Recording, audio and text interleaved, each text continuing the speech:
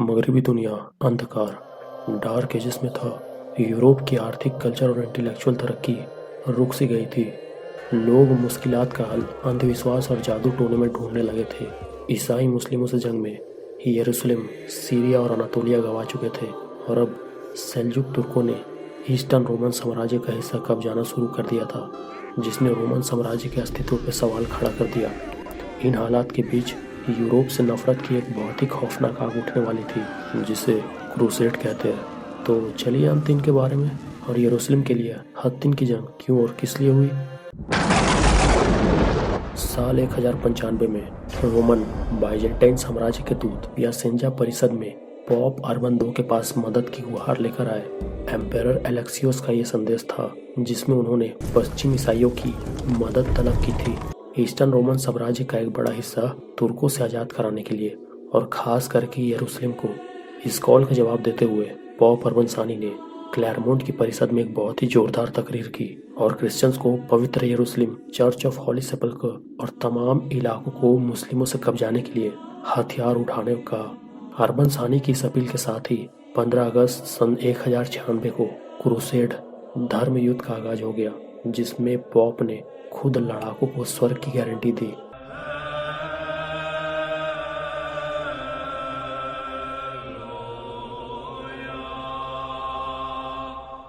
Crusade सलीबी army Europe के अलग अलग जगह से जमा हुए थे और इन्होंने रास्ते में कई मुस्लिम फौज को हराया। साथ ही नाइसिया और एंटियोक के अहम इलाकों पर भी कब्जा कर लिया। वहीं दूसरी तरफ जब ईसाई इकट्ठे थे तो मुस्लिम आपस में ही भिड़ने में लगे हुए थे। कॉर्डोबा स्पेन में एक अलग खिलाफत, बगदाद में अब्बासी खिलाफत, तो मिस्र में फातिमी खिलाफत। नतीजतन जब 7 जून 1099 को क्रिश्चियन क्रूसेडर्स ने यरूशलेम की घेराबंदी की तो किसी की ये हिम्मत नहीं थी कि इन्हें रोक सके।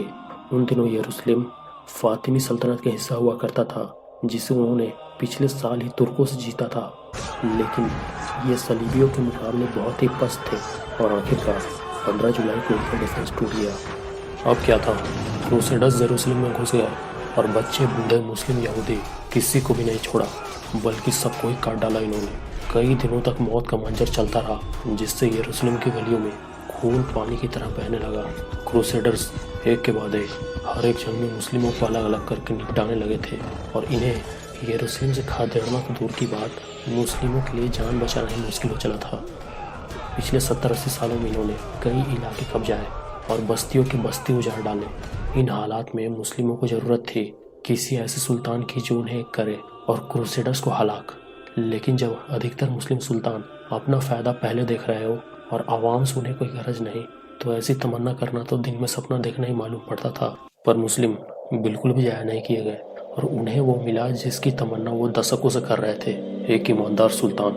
नाम है सलाहुद्दीन यूसुफ इब्न अय्यूब। इनकी पैदाइश 1137 ईस्वी में तिकरित मेसोपोटामिया में हुआ, लेकिन परवरिश सीरिया के बाल्बेक और दमिश्क शहर में। शुरू से ही इन्हें बाकी नौजवानों की उलट दीनी इल्म हासिल करने का बड़ा शौक था। बहरहाल यह हुकूमती सतह से तब जुड़े जब अपने चाचा के अमलिया में शामिल हुए, जो अमीरुद्दीन एक ताकतवर फौजी कमांडर के लिए काम करते थे। फिर 1169 में सलाहुद्दीन अय्यूबी अपनी काबिलियत के बोते 33 साल की उम्र में सीरियन फौज के कमांडर बना दिए गए और साथ ही फातिमी सल्तनत के वजीर भी।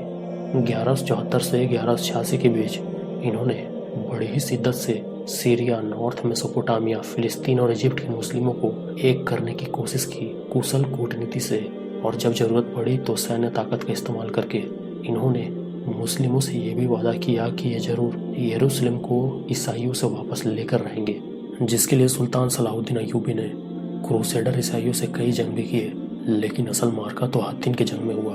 दरअसल इन्होंने ईसाइयों से एक अरसे के लिए शांति समझौता कर लिया था, किंतु सलीबियों ने मुआहदा तोड़ा और चैथिलॉन के रेनल्ड ने मुस्लिमों का एक बड़ा काफिला जो कायरो से हज के लिए निकला था उसे लूट लिया और बदतमीजी की सारी हदें पार कर दी। जब सुल्तान को इसकी इत्तला मिली तो उन्होंने दूसरी दफ़ा इसे कत्ल करने की कसम उठाई। पहली दफ़ा कसम तब खाई थी जब यह मदीना पे हमलावर हुआ था। खैर, समझौता टूटने के बाद भी सलाहुद्दीन अय्यूबी ने पहले क्रूसेडर से लूटे गए सामानों की मांग की, लेकिन उन्होंने इनकार कर दिया, जिसके बाद ये तय हो चुका था कि अब जंग होकर रहेगी। सन 1187 मई महीने के अंत में सुल्तान ने अब तक की सबसे बड़ी 40,000 की सेना इकट्ठी की, जिसमें तकरीबन 12,000 घोड़सवार मौजूद थे। उधर दूसरी तरफ क्रिश्चियंस इससे हरकत में आ गए और इन्होंने मुस्लिमों से जंग के लिए यूरोप की पूरी ताकत झोंक दी। ये लास्ट सैफरी में जमा हुए और फौज इनकी 18 से 20,000 की थी, जिसमें 1200 नाइट्स भी थे। गाय ऑफ लुसिनियन और रेमंड ने मिलकर मुस्लिमों के खिलाफ युद्ध की रणनीति बनाई। वहीं सुल्तान सलाहुद्दीन को इन सब की खबर थी और इसी के मद्देनजर इन्होंने 2 जुलाई 1187 में अपनी फौज को तिब्रिया में रेमंड के किले की ओर मोड़ दिया और खुद इसकी कमान संभाली। दरअसल सुल्तान ने कैलकुलेशन कर रखी थी कि सलीबियों को आसानी से जंग के मैदान में हराया जा सकता है, इसके बजाय कि लास्ट सैफरी में उनके किलेबंदी पर हमला करे। खैर, तिब्रिया में मुस्लिम फौज ने एक दिन में ही किला तोड़ डाला, दुश्मन मारे गए और बाकी कैद हुए।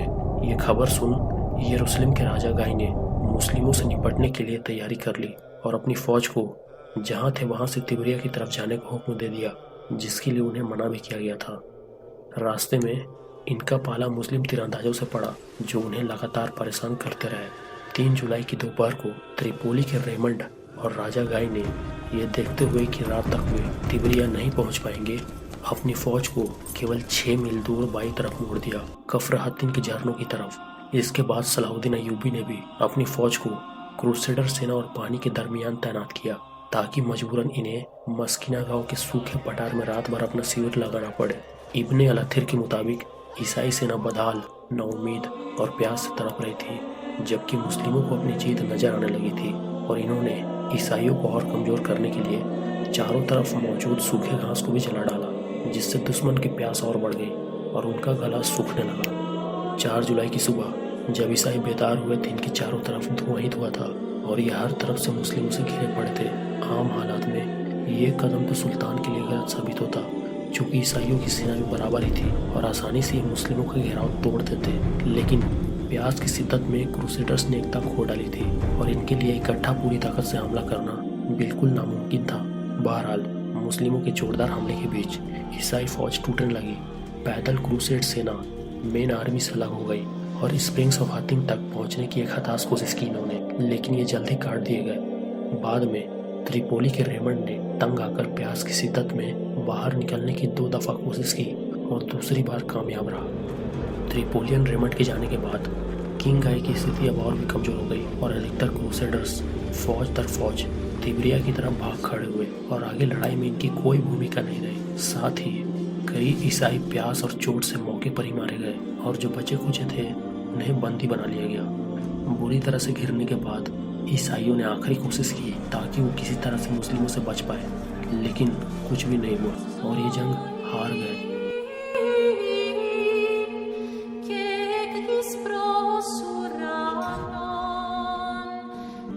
सुल्तान सलाहुद्दीन अय्यूबी ने यरूशलेम के राजा गाय और सभी ईसाई ओहदेदारों को बंदी बना लिया और इन सब के साथ अच्छा सलूक किया, सिवाय चैतियोन के रेनल्ड के अलावा, जो गुस्ताखे रसूल था, नबी के बारे में भली बुरी बातें किया करता। सुल्तान ने इसे ही मारने की 2 बार कसम खाई थी।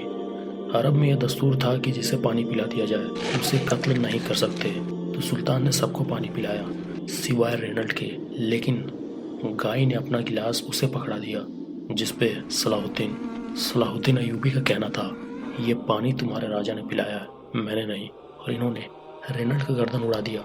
ये देख ईसाई खौफजदा हो गए कि अब हमारा नंबर है।